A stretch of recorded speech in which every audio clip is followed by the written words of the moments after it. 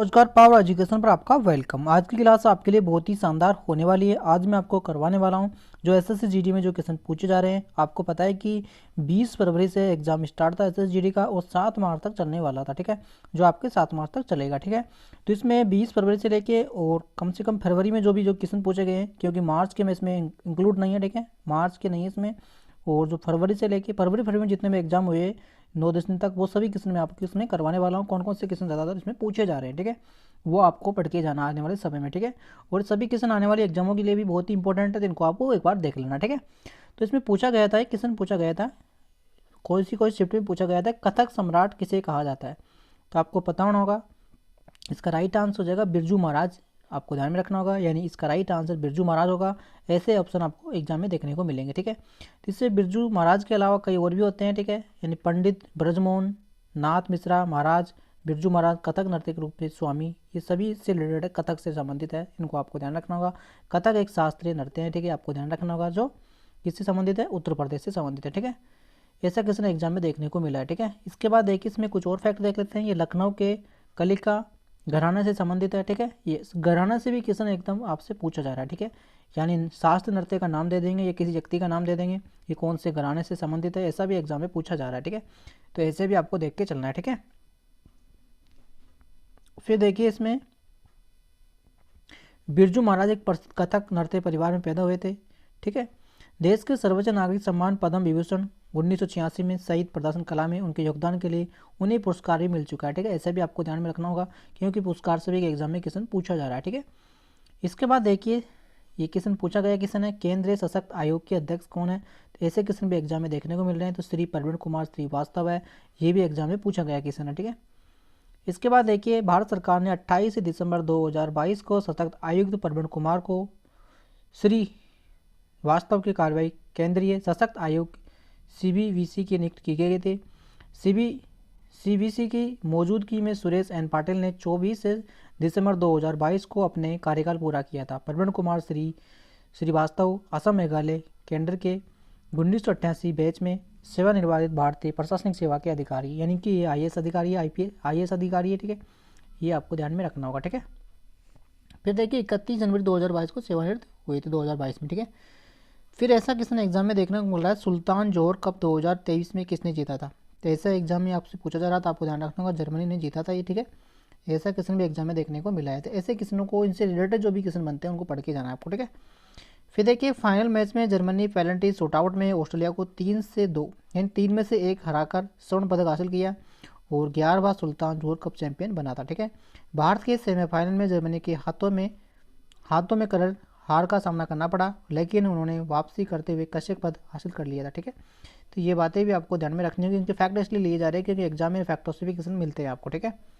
फिर देखिए जूनियर पुरुष हॉकी टीम ने मलेशिया के जोहर में सुल्तान जोहर कप 2023 में दिल थमे जाने वाले मैच में कश्यप पद जीता था, ठीक है। हेडबॉल में कितने खिलाड़ी होते हैं, तो ऐसे भी एग्जाम में पूछा जा रहा है। तो हेडबॉल में होते हैं आपके 7 खिलाड़ी, ठीक है, ध्यान रखना होगा। हेडबॉल एक टीम खेल है जिसमें 7 खिलाड़ी दोनों टीमों आपस में खेलते हैं। हेडबॉल का उद्देश्य होता है किसी भी विरोधी टीम के गोल में बॉल फेंकना होता है, ठीक है। फिर देखिए 7 खिलाड़ियों में से 6 आपस में बॉल करने हुए विरोधी टीम के गोल की तरफ बढ़ते हैं, जबकि बचे हुए खिलाड़ी गोलकीपर गोल रक्षक की भूमिका अदा करता है, ठीक है। तो ऐसे भी आप ध्यान रख सकते हैं। फिर देखिए क्वेश्चन पूछा गया था कि भारत एक राज्य का संघ का कौन से आर्टिकल में, यानी आर्टिकल से क्वेश्चन आपको जरूर देखने को मिलेगा, ठीक है। तो ये हो जाएगा आपके फर्स्ट आर्टिकल में, ठीक है। फिर देख लेते हैं संविधान का आर्टिकल जो फर्स्ट है। संविधान में अनुच्छेद में 1 में कहा गया है कि इंडिया यानी भारत राज्यों का एक संघ होगा, ठीक है, यानी भारत के क्षेत्र इसमें सम्मिलित होंगे। राज्य के क्षेत्र केंद्र शासित प्रदेश और फ्यूचर में प्राप्त किए जाने सकने वाले क्षेत्र होंगे, ठीक है। यानी आर्टिकल जो फर्स्ट में इसके बारे में दिया गया है, इनके बारे में आप देख सकते हैं, ठीक है। यानी आर्टिकल से क्वेश्चन पूछा जा रहा है आपको, कुल मिला के बात ये है, ठीक है। इसके बाद देखते हैं नेक्स्ट क्वेश्चन पूछा गया है, जनगणना से क्वेश्चन आपको पूछा जा रहा है कि जनगणना किस मंत्रालय के द्वारा की जाती है। तो जनगणना गृह मंत्रालय के द्वारा करवाई जाती है, ठीक है। जनगणना से एक क्वेश्चन आपको जरूर देखने को मिलेगा हर शिफ्ट में, ठीक है। फिर इसमें देख लेते हैं भारत में गृह मंत्रालय भारत में जनगणना कार्य की देखरेख करता है, ठीक है। गृह मंत्रालय जनगणना करवाता है, आप सभी जानते होंगे, ठीक है। फिर देखिए आगे, प्रत्येक 10 वर्ष में एक बार आयोजित किया जाता है और ये विशेष विश्व में अपनी तरह सबसे बड़ी कावेदी है। जनगणना गृह मंत्रालय के प्रशासनिक नियंत्रण के तहत ही भारत के रजिस्टर जनरल महापंजीकरण जनगणना आयुक्त के द्वारा किया जाता है। ठीक है, ये भी आप ध्यान रख सकते हैं। ठीक है, जनगणना कहने का मतलब ये फैक्ट होगा तो आपको पढ़ना ही है, लेकिन जो क्वेश्चन आपको मैं बता रहा हूँ कि भाई जनगणना से ये क्वेश्चन पूछा जा रहा है तो जनगणना का टॉपिक आपको पढ़ के जाना है। ठीक है, ऐसे आपको दिमाग लगा के पढ़ के जाना। ठीक है, जैसे मैंने पूछा जनगणना से क्वेश्चन ये आया था, तो जनगणना के जितने भी क्वेश्चन बनते हैं उन सबको पढ़ के जाना। ठीक है, जैसे अभी क्वेश्चन था ये अनुच्छेद से, तो अनुच्छेदों को आपको पढ़ के जाना, मोस्ट इंपॉर्टेंट जो अनुच्छेद एग्जाम में पूछे जाते हैं ऐसे आपको पढ़ के जाना। ठीक है, तो ऐसे आपको अंदाजा लगा के चलना है कि भाई क्या क्या पढ़ के चलना है। ठीक है, अब देखिए 18 से 21 जनगणना किसकी अध्यक्षता में की गई थी, तो ये सब क्वेश्चन एग्जाम में पूछा गया था। ठीक है, तो जनगणना के जितने भी क्वेश्चन बनते हैं उनको आपको पढ़ के जाना। ठीक है, फिर देखिए 2022 में राष्ट्रमंडल खेलों का आयोजन कहाँ हुआ था, तो आप सभी जानते होंगे इंग्लैंड में हुआ था। ठीक है, तो राष्ट्रीय मंडल खेल यानी खेलों से संबंधित क्वेश्चन जितने बनते हैं उनको भी आपको पढ़ के जाना। ठीक है, कहने का मतलब यही है इसमें साफ, ये नहीं है कि आपको डिक्टो क्वेश्चन मिलेगा कि राष्ट्रमंडल खेल का आयोजन कब हुआ था, लेकिन इससे रिलेटेड और भी क्वेश्चन आपको मिल सकते हैं। ठीक है, तो उनको आपको पढ़ के जाना है। ठीक है, फिर देख लेते हैं 2022 में राष्ट्रमंडल खेल लंदन में 1934 में हुआ था। ठीक है, ये भी आपको ध्यान रखना होगा। 2002 के बाद इंग्लैंड में आयोजित होने वाला तीसरा राष्ट्रमंडल खेल है। ठीक है, 2022 में राष्ट्रमंडल खेलों का आदर्श वाक्य सभी के लिए खेल होगा, और 2022 में राष्ट्रमंडल खेलों में 32 राष्ट्रमंडल देशों ने भाग लेने की उम्मीद की थी। ठीक है, पंचवर्षीय योजना से भी क्वेश्चन आपसे मिल रहा है, यानी कौन सी पंचवर्षीय योजना, इससे पूछा जा रहा है कि 10वीं पंचवर्षीय किस अवधि में हुई थी, 2002 से 2007 में हुई थी, तो आगे आने वाले सेप्टेम्बर 12वीं पंचवर्षीय आपसे पूछा जा सकता है। तो ऐसे सभी पंचवर्षीय आपको भी देख के चलना है। ठीक है, शुरुआत कब हुई थी पंचवर्षीय योजना की, तो ऐसे क्वेश्चन भी आपसे पूछे जा सकते हैं। तो 1951 की शुरुआत हुई थी। ठीक है, ये आपको ध्यान रखना होगा। अटल बिहारी वाजपेयी और मनमोहन सिंह के नेतृत्व में 10वीं पंच योजना हुई थी, आपको ये भी पूछा जा सकता है कि किस किसके नेतृत्व में हुई थी, तो ये भी बात आपको ध्यान रखनी होगी। ठीक है, तो सभी इंपॉर्टेंट जो फैक्ट बनते हैं उनको पढ़ के जाना। ठीक है, 10वीं पंच योजना का जो मुख्य उद्देश्य क्या था, ये भी आपसे पूछा जा सकता है।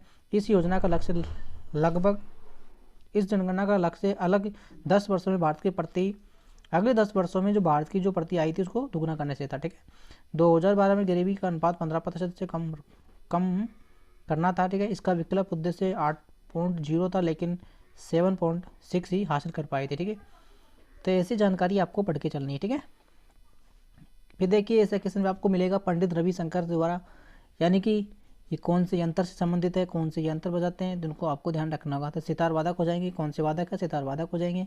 ठीक है, तो पंडित रविशंकर भारतीय सितार वादक है, संगीतकार थे जो 20वीं शताब्दी में उत्तरी भारतीय संगीत के सबसे बड़े प्रतिपादक माने गए थे। ठीक है, और 1999 में इनको पद्म रत्न पुरस्कार भी दिया गया था। ठीक है, तो ये बातें भी आपको ध्यान में रखनी होगी। ठीक है, सुकन्या समृद्धि योजना, ये योजना से भी एक क्वेश्चन पूछा जा रहा है। ठीक है, इन 2014 से और 2020 तक की जितनी भी योजना चालू हुई है उनको आपको जरूर देखना है, क्योंकि ज़्यादातर 2014 से 2020 तक की पूछी जा रही है, 21, 22, 23 में नहीं पूछी जा रही है, कम पूछी जा रही है, लेकिन सबसे ज़्यादा ये ज़्यादा पूछी जा रही है, तो इनको आपको पढ़ के चलना। ठीक है, सुकन्या समृद्धि योजना किस संबंधित, बालिका से संबंधित है, तो ऐसे क्वेश्चन आपको पढ़ के जाना। ठीक है, नरेंद्र मोदी के द्वारा जितनी भी योजना स्टार्ट की गई थी उन योजनाओं को आपको मोटा मोटा देख के चलना है कि कब कौन सी डेट में शुरुआत हुई थी और इसका जो उद्देश्य था वो क्या था। ठीक है, ऐसी जानकारी आपको पढ़ के चलनी है। ठीक है, बस इसके बाद कौन सा क्वेश्चन पूछा गया था कि प्रथम कन्या स्कूल किसने खोली थी, तो ऐसे भी आपको पूछा जा सकता है। तो प्रथम बालिका विद्यालय के संस्थापक कौन थे, तो ऐसे भी आपसे पूछा जा सकता है। तो ऐसे क्वेश्चनों को आपको पढ़ के चलना है। सावित्रीबाई फुले इसका राइट आंसर हो जाएगा। ठीक है, अर्थशास्त्र में कुल पदकों में बेचा हुआ स्टॉक क्या था, तो ऐसे भी अर्थशास्त्र से भी क्वेश्चन आपको देखने को मिल रहे हैं, लेकिन कम मिल रहे हैं, तो स्ट्रेटेजी के ज़्यादा आपको देखने को मिल रहे हैं। ठीक है, इसे पढ़ के चलना। ठीक है, फिर देखिए भारत में हरित क्रांति से भी आपको एक क्वेश्चन देखने को जरूर मिल रहा है। ठीक है, हरित क्रांति का जो चैप्टर है एंड टॉपिक है वो उसको आपको पढ़ के चलना है। उसके जितने भी इंपॉर्टेंट क्वेश्चन बनते हैं हरित क्रांति से उनको सबको पढ़ के चलना है, क्योंकि हर शिफ्ट में एक क्वेश्चन जरूर पूछा जा रहा है, कुछ भी पूछ लेते हैं लेकिन पूछा जरूर जा रहा है। ठीक है, तो हरित क्रांति एक जनक ये आप सभी जानते हैं, ये इंडिया के हैं। ठीक है, यानी भारत की जो हरित क्रांति के जनक हो जाएंगे। ये भारतीय आधुनिक और प्रशासनिक जिन्होंने भारत की हरित क्रांति की उनकी भूमिका के लिए जाना जाता है। ठीक है, भारत में गेहूं में HYV की शुरू करना या उनकी भूमिका के लिए उन्हें हरित क्रांति का जनक कहा जाता है। वह MS स्वामीनाथन रिसर्च फाउंडेशन की संस्थापक है। ठीक है, इनकी बताई गई ही दुनिया को भूख और भिखारी से मुक्त करने से है। ठीक है, 1972 से 1979 तक भारतीय कृषि अनुसंधान परियोजना के मार्गदर्शक थे। ठीक है, ऐसे क्वेश्चन भी आपको देखने को मिलेंगे। ठीक है, तो हरित क्रांति के जो क्वेश्चन है उनको पढ़ के चलना। ठीक है, प्रधानमंत्री नरेंद्र मोदी राष्ट्रीय संकल्पशील एनीमिया मुक्त मिशन का शुभारंभ कब किया गया था, तो ये भी ऐसे क्वेश्चन भी आपको देखने को मिलेगा। ठीक है, फिर इसे साइंस से भी आपको क्वेश्चन मिल रहा है, एक क्वेश्चन आपको जरूर देखने को मिलेगा। साइंस से कोई भी पूछा जा सकता है, लेकिन सबसे ज़्यादा आपको आवर्ती सारणी से क्वेश्चन देखने को मिल रहे हैं, तो आवर्ती सारणी को आपको पढ़ के चलना है। ठीक है, फिर देखिए अंतर्राष्ट्रीय यानी उत्सव एंड फेस्टिवलों से आपसे क्वेश्चन पूछा जा रहा है। फेस्टिवल आपसे पूछा जाएगा, फेस्टिवल हो गया, नृत्य हो गए, ये क्वेश्चन आपको जरूर देखने को मिलेंगे एक न एक, ठीक है। ऑस्ट्रेलिया की राजधानी कैनबारा, ये से भी क्वेश्चन आपको मिल सकते हैं, ठीक है। समुद्र शासनकाल के दौरान, यानी हिस्ट्री से आपको 1 या 2 क्वेश्चन मिलेंगे, ज़्यादा नहीं मिल रहे, ठीक है। अब तक जितनी भी शिफ्टें हुई है उसमें 1 या 2 क्वेश्चन ज़्यादा पूछा है, इससे ज़्यादा पूछा ही नहीं जा रहा, ठीक है। ज़्यादातर आपको स्टैटिक जीके का मिलेगा, या थोड़ा बहुत आपको करंट का मिल रहा है और शास्त्र का मिल रहा है, ठीक है। इन 3 चीज़ों से आपको ज़्यादा मिल रहा है, ठीक है। ज्योग्राफी से कम मिल रहा है, हिस्ट्री से भी बहुत कम मिल रहा है, पॉलिटिकल से भी 1 या क्वेश्चन मिल रहा है, 1 या 2 क्वेश्चन, ठीक है। तो ऐसे ही आपको देख के चलना है। देखिए 2011 की जनगणना के अनुसार ये क्वेश्चन पूछा गया था, पांडिचेरी की लिंगन सबसे ज़्यादा हो जाएगी जो 1037 हो जाएगा, ठीक है। तो इनको आपको देख लेना, ठीक है। तो मैंने आपके सामने 20 क्वेश्चन करवाए, इनके फैक्ट है, यानी 20 क्वेश्चन तो मैंने आपको करवाए। जो क्वेश्चन पूछे गए उनसे रिलेटेड जितने भी क्वेश्चन बनते हैं उन क्वेश्चनों को आपको पढ़ के चलना है, बस आपको कोई दिक्कत नहीं आएगी एग्जाम में। फिर जैसे मैंने 20 क्वेश्चन आपको सामने करवाए, तो 20 क्वेश्चन कौन कौन से करवाए, उनसे रिलेटेड जितने भी क्वेश्चन बनते हैं उनके जैसे उनको आपको पढ़ के चलना, ठीक है। यही इस पेपर का करवाने का मतलब यही होता है बस। तो उनको आपको देख के चलना है, उनसे रिलेटेड जितने भी क्वेश्चन बनते हैं, जैसे भी पूछा गया है समुद्रगुप्त के शासनकाल के दौरान, तो इससे रिलेटेड और भी क्वेश्चन बनते होंगे, तो उनको आपको पढ़ के चलना है, ठीक है। जो आपके लूसेंट में अच्छे से मिल जाते हैं आपको, ठीक है।